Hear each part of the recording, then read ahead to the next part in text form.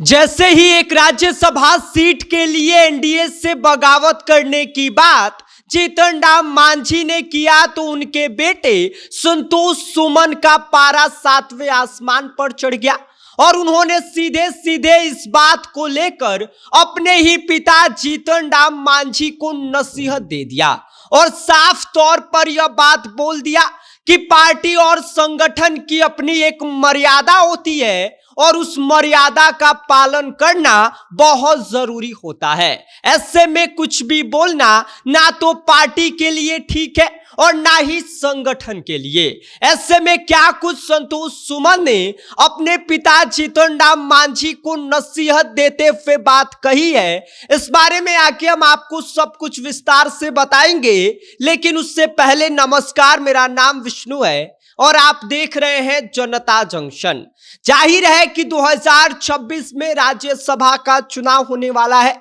क्योंकि 2026 में राज्यसभा की 5 सीटें खाली हो रही हैं, जिसमें से राजद की 2 सीटें हैं, जदयू की 2 सीटें हैं और आरएलएम यानी कि उपेंद्र कुशवाहा की 1 सीट है। ऐसे में भाजपा और पूरे एनडीए का प्लान यह है कि राजद की जो 2 सीट है उस पर भी विजय का परचम लहराना, और यह भी तय माना जा रहा है कि भाजपा और एनडीए मिलकर इन 5 सीटों में से एक भी सीट राजद या महागठबंधन में से किसी भी दल के खाते में नहीं जाने देगी। ऐसे में पूरा 5 में से 5 सीट एनडीए के खाते में आ जाएगा, जिसके बाद यह तय किया गया है कि 2 सीट जदयू को दिया जाएगा, 2 सीट खुद भाजपा रखेगी और 1 सीट चिराग पासवान को दिया जाएगा। लेकिन जैसे ही यह बात मांझी जी को पता चली कि चिराग पासवान को राज्यसभा की 1 सीट दिया जा रहा है,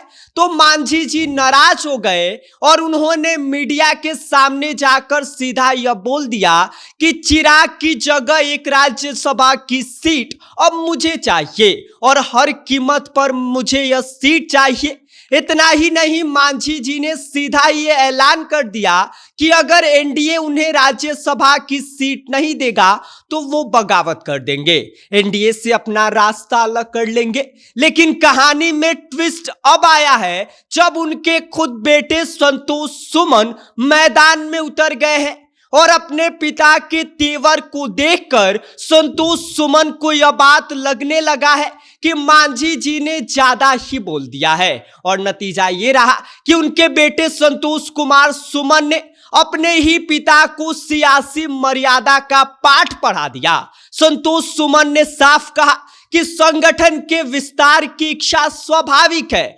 महत्वाकांक्षा उनकी गलत नहीं है, लेकिन हर बात का एक तरीका और एक मंच होता है। उन्होंने इशारों में यह भी जता दिया कि मीडिया के सामने इस तरह की बयानबाजी पार्टी को नुकसान पहुंचा सकती है। ऐसे में हर मुद्दे को सार्वजनिक तमाशा बनाना ठीक नहीं है, बल्कि पार्टी के अंदर और सही मंच पर बात रखनी चाहिए। तो कुल मिलाकर संतोष सुमन ने मांझी जी को संदेश दे दिया कि पिताजी देखिए, आप अपने बयानों पर ब्रेक लगाइए, नहीं तो पार्टी को भारी नुकसान हो जाएगा। अब सवाल यह है कि मांझी जी अपनी नाराजगी पर काबू कर पाएंगे या नहीं, या फिर राज्यसभा की सीट एनडीए के भीतर का नया सियासी बवाल बनेगी। फिलहाल बिहार की राजनीति में यह पिता और पुत्र वाला सियासी संवाद सबसे ज्यादा चर्चा में है और आने वाले दिनों में इसका असर